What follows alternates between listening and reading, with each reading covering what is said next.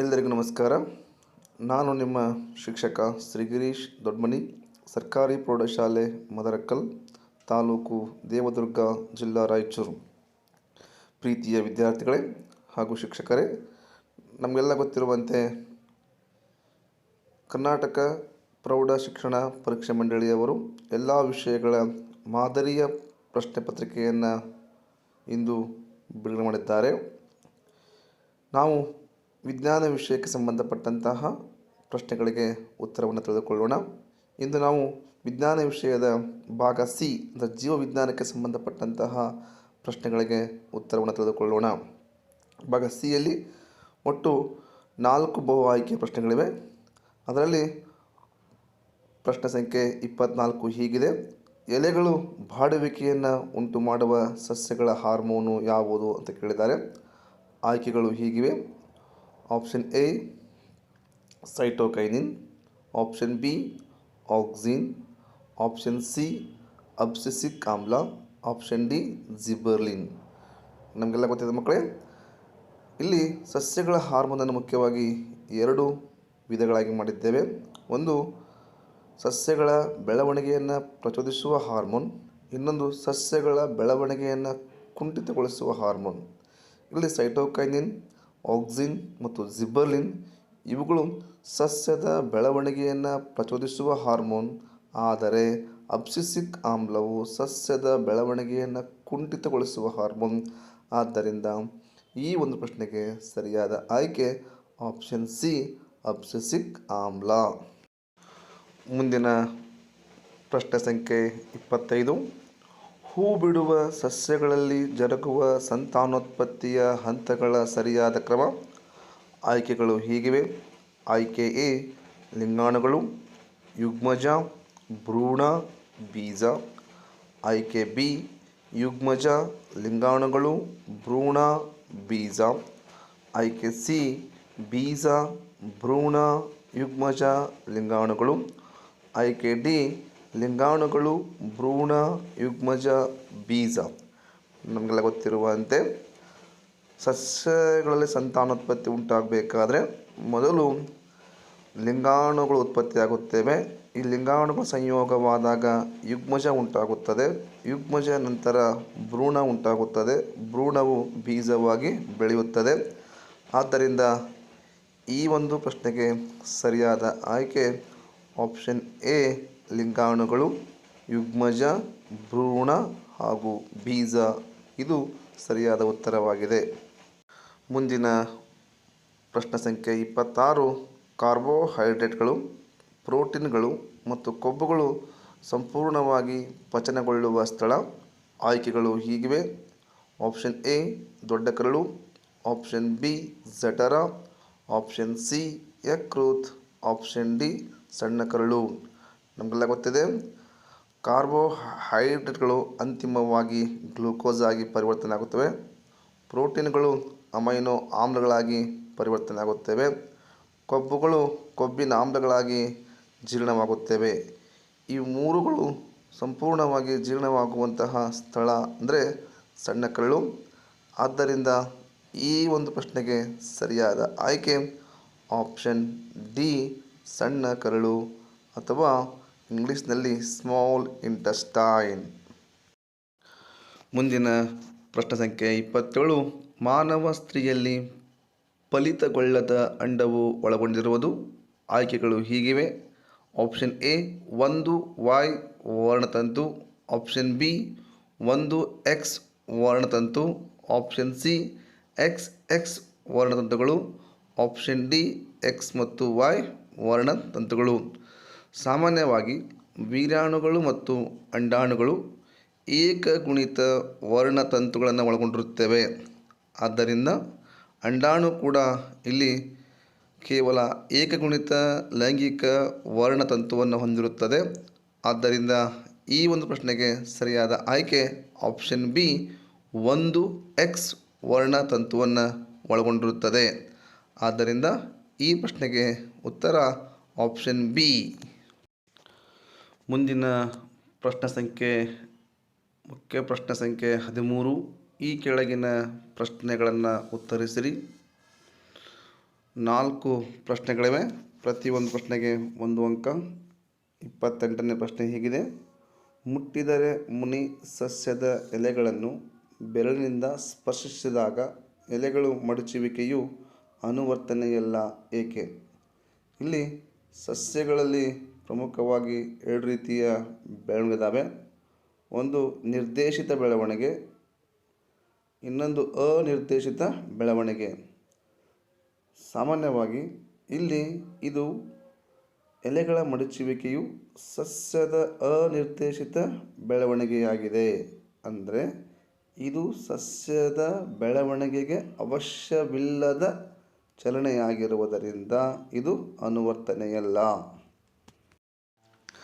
ಮುಂದಿನ ಪ್ರಶ್ನೆ ಸಂಖ್ಯೆ 29: ಕಾರ್ಯಾನುರೂಪಿ ಅಂಗಗಳು ಎಂದರೆ ಅಂಗಗಳ ರಚನೆ ಬೇರೆ ಬೇರೆಯಾಗಿದ್ದು ಆದರೆ ಅವುಗಳ ಕಾರ್ಯ ಒಂದೇ ಆಗಿದ್ದರೆ ಅಂತಹ ಅಂಗಗಳನ್ನು ಕಾರ್ಯಾನುರೂಪಿ ಅಂಗಗಳು ಎಂದು ಕರೆಯುತ್ತೇವೆ. ಉದಾಹರಣೆಗೆ ನೊಣದ ರೆಕ್ಕೆ ಹಾಗೂ ಪಕ್ಷಿಯ ರೆಕ್ಕೆಗಳು. ಅವುಗಳ ಅಂಗಗಳ ರಚನೆ ಭಿನ್ನವಾಗಿದೆ, ಆದರೆ ನೊಣದ ರೆಕ್ಕೆ ಹಾಗೂ ಪಕ್ಷಿಯ ರೆಕ್ಕೆಗಳು ಹಾರಲಿಕ್ಕೆ ಸಹಾಯವಾಗಿದ್ದಾವೆ. ಮುಂದಿನ ಪ್ರಶ್ನೆ ಸಂಖ್ಯೆ 30: ಪರಿಸರ ವ್ಯವಸ್ಥೆಯಲ್ಲಿ ವಿಘಟಕರ ಪಾತ್ರವೇನು? ಈ ಒಂದು ಪ್ರಶ್ನೆಗೆ ಉತ್ತರ ಹೀಗಿದೆ: ಪರಿಸರ ವ್ಯವಸ್ಥೆಯಲ್ಲಿ ಪ್ರಮುಖವಾಗಿ ಈ ವಿಘಟಕಗಳು ಅಥವಾ ಸೂಕ್ಷ್ಮಾಣುಜೀವಿಗಳು ಪೋಷಕಾಂಶಗಳು ಚಕ್ರೀಯವಾಗಿ ಚಲಿಸಲು ಪ್ರಮುಖವಾದ ಪಾತ್ರವನ್ನು ವಹಿಸುತ್ತವೆ. ಮುಂದಿನ ಪ್ರಶ್ನೆ ಸಂಖ್ಯೆ 31: ಒಂದು ಜೀವಿಯು ತನ್ನ ಜೀವಿತಾವಧಿಯಲ್ಲಿ ಪಡೆದುಕೊಂಡ ಗುಣಲಕ್ಷಣಗಳು ಆನುವಂಶಿಕವಾಗಿ ಮುಂದುವರಿಯುವುದಿಲ್ಲ ಏಕೆ? ಉತ್ತರ ಹೀಗಿದೆ: ಒಂದು ಜೀವಿಯು ತನ್ನ ಜೀವಿತಾವಧಿಯಲ್ಲಿ ಪಡೆದುಕೊಂಡ ಗುಣಲಕ್ಷಣಗಳು ಆನುವಂಶಿಕವಾಗುವುದಿಲ್ಲ. ಕಾರಣ ಕಾಯಕೋಶಗಳಲ್ಲಿ ಉಂಟಾದ ಬದಲಾವಣೆಗಳು ಆನುವಂಶಿಕವಾಗಿ ಮುಂದುವರಿಯುವುದಿಲ್ಲ, ಆದರೆ ಲಿಂಗಾಣುಕೋಶಗಳಾದ ಬದಲಾವಣೆಗಳು ಆನುವಂಶಿಕವಾಗಿ ಮುಂದುವರಿಯುತ್ತವೆ. ಆದ್ದರಿಂದ ಒಂದು ಜೀವಿಯು ತನ್ನ ಜೀವಿತಾವಧಿಯಲ್ಲಿ ಪಡೆದುಕೊಂಡಂತಹ ಗುಣಲಕ್ಷಣಗಳು ಆನುವಂಶಿಕವಾಗಿ ಮುಂದುವರಿಯುವುದಿಲ್ಲ. ಮುಂದಿನ ಮುಖ್ಯ ಪ್ರಶ್ನೆ ಸಂಖ್ಯೆ 14: 2 ಅಂಕದ ಪ್ರಶ್ನೆಗಳು 3 ಇದ್ದಾವೆ. ಇದರಲ್ಲಿ 32ನೇ ಪ್ರಶ್ನೆ ಹೀಗಿದೆ: ನೆಫ್ರಾನ್ ರಚನೆಯನ್ನು ತೋರಿಸುವ ಚಿತ್ರವನ್ನು ಬರೆದು ಬಹುಮಂದನ ಕೋಶವನ್ನು ಗುರುತಿಸಿರಿ. ಚಿತ್ರ ಹೀಗಿದೆ, ನೋಡಿ ಮಕ್ಕಳೇ.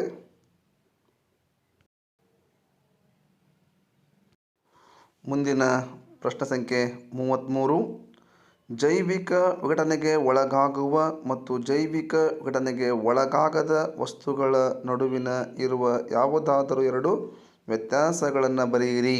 ಅಥವಾ ಇದೇ ಪ್ರಶ್ನೆಗೆ ಹುಲ್ಲುಗಾವಲಿನ ಒಂದು ಆಹಾರ ಸರಪಳಿಯನ್ನು ಬರೆದು ಅದರಲ್ಲಿರುವ ವಿವಿಧ ಪೋಷಣಾ ಸ್ತರಗಳನ್ನು ಹೆಸರಿಸಿರಿ.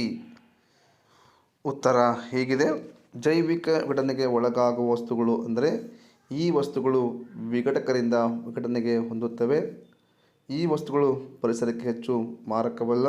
ಉದಾಹರಣೆಗೆ ತ್ಯಾಜ್ಯ ತರಕಾರಿ, ಕಾಗದ, ಹತ್ತಿ, ಬಟ್ಟೆ ಇತ್ಯಾದಿ. ಜೈವಿಕ ವಿಘಟನೆಗೆ ಒಳಗಾಗದ ವಸ್ತುಗಳು ಈ ವಸ್ತುಗಳು ವಿಘಟಕರಿಂದ ವಿಘಟನೆ ಹೊಂದುವುದಿಲ್ಲ. ಈ ವಸ್ತುಗಳು ಪರಿಸರಕ್ಕೆ ಹೆಚ್ಚು ಮಾರಕವಾಗಿವೆ. ಉದಾಹರಣೆಗೆ ಪ್ಲಾಸ್ಟಿಕ್, DDT ಹಾಗೂ ಸೀಸದ ಆವಿ ಇತ್ಯಾದಿಗಳು ಜೈವಿಕ ವಿಘಟನೆಗೆ ಒಳಗಾಗದ ಮಾಲಿನ್ಯಕಾರಕಕ್ಕೆ ಉದಾಹರಣೆಯಾಗಿವೆ. ಇದೇ ಪ್ರಶ್ನೆಗೆ ಅರ್ಥವಾಗಿದೆ: ಹುಲ್ಲುಗಾವಲಿನ ಒಂದು ಆಹಾರ ಸರಪಳಿಯನ್ನು ಬರೆದು ಅದರಲ್ಲಿರುವ ವಿವಿಧ ಪೋಷಣಾ ಸ್ತರಗಳನ್ನು ಹೆಸರಿಸಿರಿ. ಇಲ್ಲಿ ಆಹಾರ ಸರಪಳಿ ಹೀಗಿದೆ: ಹುಲ್ಲು ಇದು ಪೋಷಣಾ ಸ್ತರ 1, ಮಿಡತೆ ಇದು ಪೋಷಣಾ ಸ್ತರ 2, ಕಪ್ಪೆ ಇದು ಪೋಷಣಾ ಸ್ತರ 3, ಹಾವು ಪೋಷಣಾ ಸ್ತರ 4, ಹದ್ದು ಪೋಷಣಾ ಸ್ತರ 5. ಇದೊಂದು ಹುಲ್ಲುಗಾವಲಿನ ಆಹಾರ ಸರಪಳಿಯಾಗಿದೆ ಎಂದು ನಾವು ಈ ರೀತಿಯಾಗಿ ಹೇಳಬಹುದು. ಮುಂದಿನ ಪ್ರಶ್ನೆ ಸಂಖ್ಯೆ 34: ಪರಿಸರ ವ್ಯವಸ್ಥೆಯಲ್ಲಿ ಶಕ್ತಿಯ ಹರಿವು ಏಕಮುಖವಾಗಿರುತ್ತದೆ, ಹೇಗೆ ಸಮರ್ಥಿಸಿರಿ. ಈ ಪ್ರಶ್ನೆಗೆ ಉತ್ತರ ಹೀಗಿದೆ: ಒಂದು ಪರಿಸರ ವ್ಯವಸ್ಥೆಯಲ್ಲಿ ಶಕ್ತಿಯು ಏಕಮುಖವಾಗಿ ಇರುತ್ತದೆ. ಕಾರಣ ಸೂರ್ಯನಿಂದ ಬರುವಂತಹ ಸೌರಶಕ್ತಿಯನ್ನು ಉತ್ಪಾದಕರಾಗಿರುವಂತಹ ಸಸ್ಯಗಳು ಹೀರಿಕೊಂಡು ದ್ಯುತಿ ಸಂಶ್ಲೇಷಣೆ ಕ್ರಿಯೆ ಮೂಲಕ ಆಹಾರವನ್ನು ತಯಾರಿಸಿಕೊಳ್ಳುತ್ತೇವೆ. ಆದರೆ ಈ ಆಹಾರ ಶಕ್ತಿಯು ಮತ್ತೆ ಮರಳಿ ಸೂರ್ಯನಿಗೆ ಹೋಗುವುದಿಲ್ಲ. ಈ ಆಹಾರ ಶಕ್ತಿಯು ಸ್ವಪೋಷಕಗಳಿಂದ ಪರಪೋಷಕ ಪ್ರಾಣಿಗಳಿಗೆ ವರ್ಗಾವಣೆಯಾಗುತ್ತದೆ. ಆದರೆ ಯಾವುದೇ ಕಾರಣಕ್ಕೂ ಮತ್ತೆ ಮರಳಿ ಹಿಂದಿನ ಪೋಷಣಾ ಸ್ತರಕ್ಕೆ ಶಕ್ತಿಯು ಹೋಗುವುದಿಲ್ಲ. ಆದ್ದರಿಂದ ಪರಿಸರ ವ್ಯವಸ್ಥೆಯಲ್ಲಿ ಶಕ್ತಿ ಸಂಚಾರ ಏಕಮುಖವಾಗಿರುತ್ತದೆ ಎಂದು ನಾವು ಹೇಳಬಹುದು. ಆದರೆ ಪರಿಸರ ವ್ಯವಸ್ಥೆಯಲ್ಲಿ ಪೋಷಕಾಂಶಗಳ ಸಂಚಾರ ಚಕ್ರೀಯವಾಗಿರುತ್ತದೆ ಎಂದು ನಮಗೆ ಇದರಿಂದ ತಿಳಿಯುತ್ತದೆ. ಮುಂದಿನ ಪ್ರಶ್ನೆ ಮುಖ್ಯ ಪ್ರಶ್ನೆ ಸಂಖ್ಯೆ 15. 3 ಅಂಕದ ಪ್ರಶ್ನೆಗಳು 3 ಇವೆ. ಅದರಲ್ಲಿ 35ನೇ ಪ್ರಶ್ನೆ ಹೀಗಿದೆ: ಜೀವಿಗಳ ಕೋಶ ದ್ರವ್ಯದಲ್ಲಿ ವಿವಿಧ ಪ್ರಕ್ರಿಯೆಗಳ ಮೂಲಕ ಗ್ಲೂಕೋಸನ ವಿಭಜನೆಯನ್ನು ತೋರಿಸುವ ಹರಿವು ನಕ್ಷೆಯನ್ನು ಬರೆಯಿರಿ. ಅಥವಾ ಮಾನವನ ಜೀರ್ಣಾಂಗವ್ಯೂಹದಲ್ಲಿ ಜಠರದ ಕಾರ್ಯವನ್ನು ವಿವರಿಸಿರಿ. ಹಾಗಾದರೆ ಮೊದಲಿಗೆ 35ನೇ ಪ್ರಶ್ನೆಯಲ್ಲಿ ನೋಡೋಣ. ಜೀವಕೋಶದಲ್ಲಿ ಮೊದಲಿಗೆ ಗ್ಲೂಕೋಸು ಕೋಶ ದ್ರವ್ಯದಲ್ಲಿ 6 ಕಾರ್ಬನ್ನಿನ ಗ್ಲೂಕೋಸ್ ಅಣು 3 ಕಾರ್ಬನ್ನಿನ ಪೈರುವೇಟ್ ಆಗಿ ಪರಿವರ್ತನೆಯಾಗುತ್ತದೆ.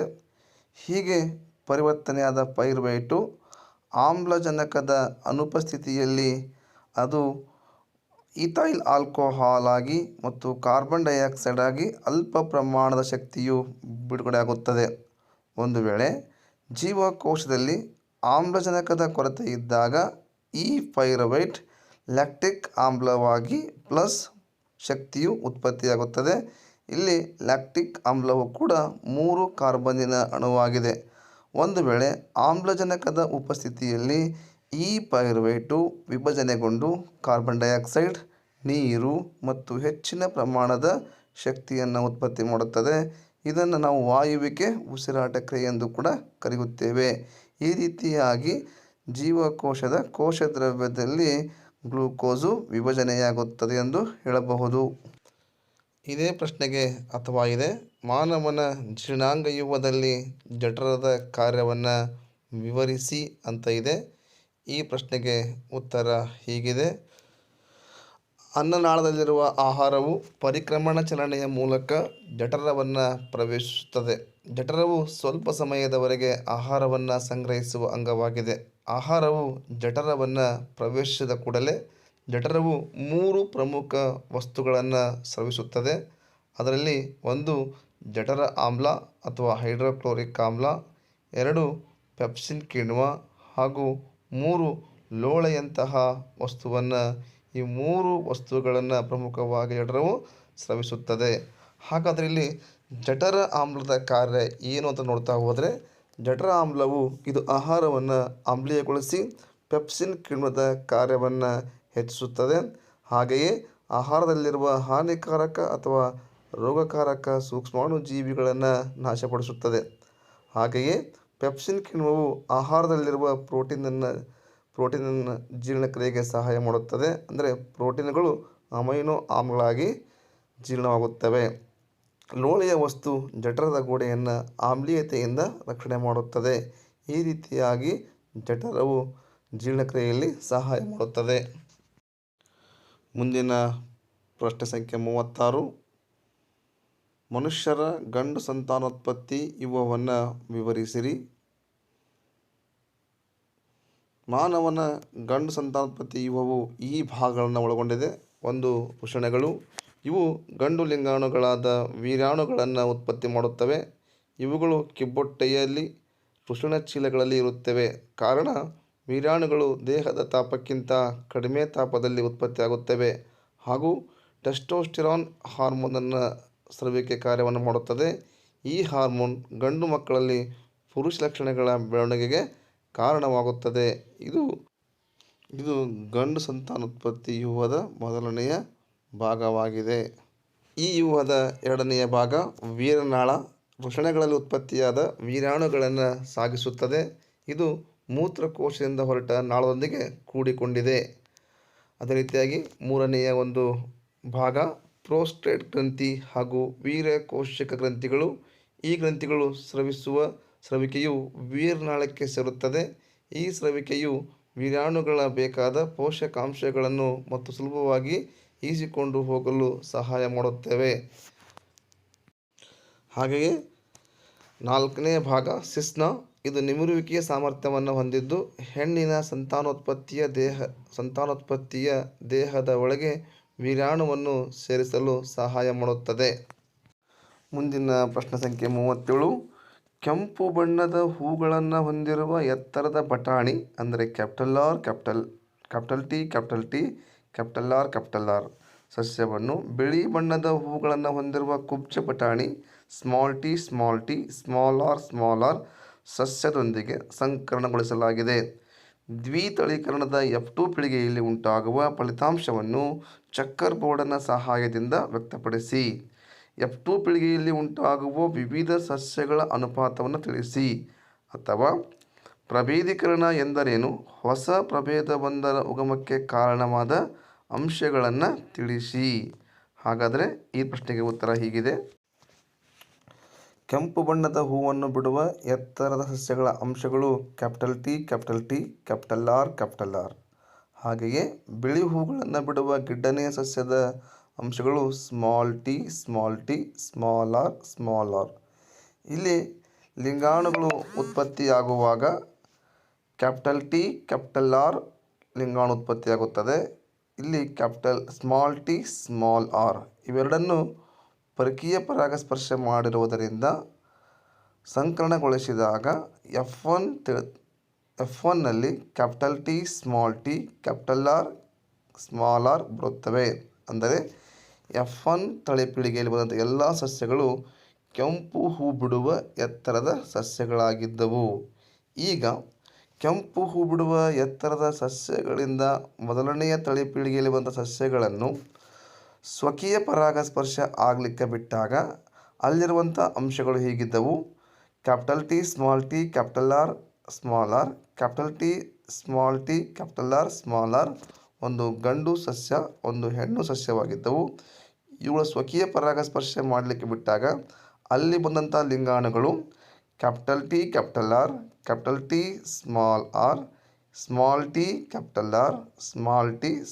ಆರ್ ಇವು ಗಂಡು ಲಿಂಗಾಣುಗಳು. ಅದೇ ರೀತಿಯಾಗಿ ಹೆಣ್ಣು ಲಿಂಗಾಣುಗಳಾಗಿ ಕ್ಯಾಪಿಟಲ್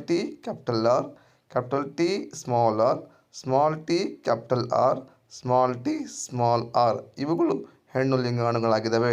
ಇವುಗಳನ್ನು ಚೆಕ್ಕರ್ ಬೋರ್ಡನ್ನು ಹಾಕಿದಾಗ ನಾವು ಸುಲಭವಾಗಿ ಯಾವ ಸಸ್ಯಗಳು ಬರುತ್ತವೆ ಎಂಬುದನ್ನು ಕಂಡುಹಿಡಿಯೋಣ. ಹಾಗಾದ್ರೆ ಈಗ ಚೆಕ್ಕರ್ ಬೋರ್ಡ್ ನೋಡೋಣ. ಚೆಕ್ಕರ್ ಬೋರ್ಡ್ ಹೀಗಿದೆ. ಲಿಂಗಾಣುಗಳು capital R small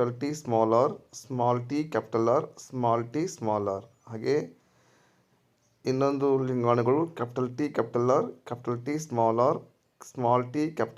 small R. ಇವುಗಳನ್ನು ಸ್ವಕೀಯ ಪರಾಗಸ್ಪರ್ಶ ಮಾಡಿದಾಗ ಬರುವಂತಹ ಸಸ್ಯಗಳು ಹೀಗಿವೆ. ಕ್ಯಾಪಿಟಲ್ ಆರ್ ಇದು ಕೆಂಪು ಹೂ ಬಿಡುವ ಎತ್ತರದ ಸಸ್ಯ. ಎರಡನೇದು ಕ್ಯಾಪಿಟಲ್ ಆರ್ ಸ್ಮಾಲ್ ಆರ್ ಇದು ಕೂಡ ಕೆಂಪು ಹೂ ಬಿಡುವ ಎತ್ತರ ಸಸ್ಯ. ಕ್ಯಾಪಿಟಲ್ ಆರ್ ಇದು ಕೆಂಪು ಹೂ ಬಿಡುವ ಎತ್ತರ ಸಸ್ಯ. ಕ್ಯಾಪಿಟಲ್ ಆರ್ ಸ್ಮಾಲ್ ಆರ್ ಇದು ಕೂಡ ಕೆಂಪು ಹೂ ಬಿಡುವ ಎತ್ತರ ಸಸ್ಯವಾಗಿದೆ. ಕ್ಯಾಪಿಟಲ್ ಆರ್ ಸ್ಮಾಲ್ ಆರ್ ಇದು ಕೆಂಪು ಹೂ ಬಿಡುವ ಎತ್ತರದ ಸಸ್ಯವಾಗಿದೆ. ಈಗ ಕ್ಯಾಪಿಟಲ್ ಟಿ ಸ್ಮಾಲ್ ಆರ್ ಇದು ಬಿಳಿ ಹೂ ಬಿಡುವ ಎತ್ತರ ಸಸ್ಯವಾಗಿದೆ. ಕ್ಯಾಪಿಟಲ್ ಆರ್ ಸ್ಮಾಲ್ ಆರ್ ಇದು ಕೆಂಪು ಹೂ ಬಿಡುವ ಎತ್ತರ ಸಸ್ಯವಾಗಿದೆ. ಕ್ಯಾಪಿಟಲ್ ಟಿ ಸ್ಮಾಲ್ ಆರ್ ಇದು ಬಿಳಿ ಹೂ ಬಿಡುವ ಎತ್ತರದ ಸಸ್ಯವಾಗಿದೆ. ಕ್ಯಾಪಿಟಲ್ ಆರ್ ಇದು ಕೆಂಪು ಹೂ ಬಿಡುವ ಎತ್ತರ ಸಸ್ಯವಾಗಿದೆ. ಕ್ಯಾಪಿಟಲ್ ಆರ್ ಸ್ಮಾಲ್ ಆರ್ ಇದು ಕೆಂಪು ಹೂ ಬಿಡುವ ಎತ್ತರ ಸಸ್ಯವಾಗಿದೆ. ಕ್ಯಾಪಿಟಲ್ ಆರ್ ಇದು ಕೂಡ ಕೆಂಪು ಹೂ ಬಿಡುವ ಗಿಡ್ಡನೆ ಸಸ್ಯವಾಗಿದೆ. Small T capital R small R ಇದು ಕೆಂಪು ಹೂಗಳನ್ನು ಬಿಡುವ ಗಿಡ್ಡನೆಯ ಸಸ್ಯವಾಗಿದೆ. ಕ್ಯಾಪಿಟಲ್ ಆರ್ ಸ್ಮಾಲ್ ಆರ್ ಇದು ಕೂಡ ಕೆಂಪುನೆಯ ಹೂ ಬಿಡುವ ಎತ್ತರ ಸಸ್ಯವಾಗಿದೆ. ಸ್ಮಾಲ್ ಆರ್ ಇದು ಬಿಳಿ ಹೂವುಗಳನ್ನು ಬಿಡುವ ಸಸ್ಯವಾಗಿದೆ. ಸ್ಮಾಲ್ ಟಿ ಕ್ಯಾಪಿಟಲ್ ಆರ್ ಇದು ಕೆಂಪು ಹೂವುಗಳನ್ನು ಬಿಡುವ ಸಸ್ಯವಾಗಿದೆ. ಸ್ಮಾಲ್ ಟಿ ಸ್ಮಾಲ್ ಆರ್ ಇದು ಬಿಳಿ ಹೂವು ಬಿಡುವ ಗಿಡನೆಯ ಸಸ್ಯವಾಗಿದೆ. ಹಾಗಾದರೆ ಈ ಚೆಕ್ಕರ್ ಬೋರ್ಡ್ನಲ್ಲಿ ಒಟ್ಟು ಕೆಂಪು ಹೂ ಬಿಡುವ ಎತ್ತರದ ಸಸ್ಯ ಸಂಖ್ಯೆ 9, ಕೆಂಪು ಹೂ ಬಿಡುವ ಗಿಡ್ಡನೆಯ ಸಸ್ಯಗಳು 3, ಬಿಳಿ ಹೂಗಳು ಬಿಡುವ ಎತ್ತರದ ಸಸ್ಯಗಳು 3, ಹಾಗೆಯೇ ಬಿಳಿ ಹೂಗಳನ್ನು ಬಿಡುವ ಗಿಡ್ಡನೆಯ ಸಸ್ಯ 1 ಆಗಿದೆ. ಹಾಗಾಗಿ ದ್ವಿತಳೀಕರಣದ ಅನುಪಾತ 9:3:3:1 ಆಗಿರುತ್ತದೆ.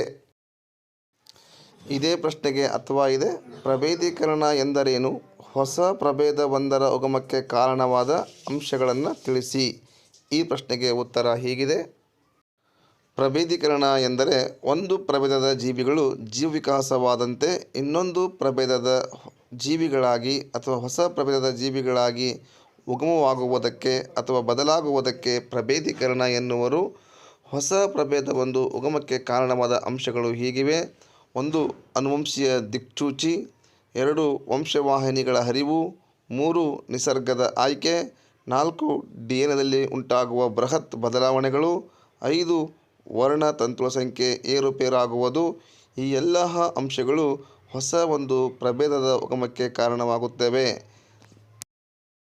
ಮುಖ್ಯ ಪ್ರಶ್ನೆ ಸಂಖ್ಯೆ 16, 4 ಅಂಕದ ಪ್ರಶ್ನೆ. ಕೊನೆಯ ಪ್ರಶ್ನೆ. ಮಾನವ ಮೆದುಳಿನ ರಚನೆಯ ತೋರಿಸುವ ಚಿತ್ರವನ್ನು ಬರೆದು ಈ ಕೆಳಗಿನ ಭಾಗಗಳನ್ನು ಗುರುತಿಸಿರಿ. ಮಹಾಮಸ್ತಿಷ್ಕ ಹಾಗೂ ಅನುಮಸ್ತಿಷ್ಕ. ಚಿತ್ರ ಹೀಗಿದೆ. ಇದು ಮಾನವ ಮೆದುಳಿನ ಚಿತ್ರವಾಗಿದೆ. ಇಲ್ಲಿ ಮಹಾಮಸ್ತಿಷ್ಕ ಮೆದುಳಿನ ಅತ್ಯಂತ ದೊಡ್ಡ ಭಾಗವಾಗಿದೆ ಹಾಗೂ ಅನುಮಸ್ತಿಷ್ಕ ಎರಡನೆಯ ದೊಡ್ಡ ಭಾಗವಾಗಿದೆ. ಇಲ್ಲಿಗೆ ಜೀವವಿಜ್ಞಾನದ ಪ್ರಶ್ನೆ ಪತ್ರಿಕೆಯ ಉತ್ತರಗಳನ್ನು ತಿಳಿದುಕೊಂಡೆವು. ನಿಮಗೆ ಈ ಒಂದು ವಿಡಿಯೋ ಇಷ್ಟವಾಗಿದ್ದಲ್ಲಿ ಲೈಕ್ ಮಾಡಿ. ಹಾಗೆ ನಮ್ಮ ಸೈನ್ಸ್ ಎಕ್ಸ್ಪೆರಿಮೆಂಟ್ ಬೈ ಗಿರೀಶ್ ಎನ್ನುವಂತಹ ಚಾನಲ್ಗೆ ತಾವೆಲ್ಲರೂ ತಪ್ಪದೆ ಸಬ್ಸ್ಕ್ರೈಬರ್ ಆಗಿ. ಧನ್ಯವಾದಗಳು.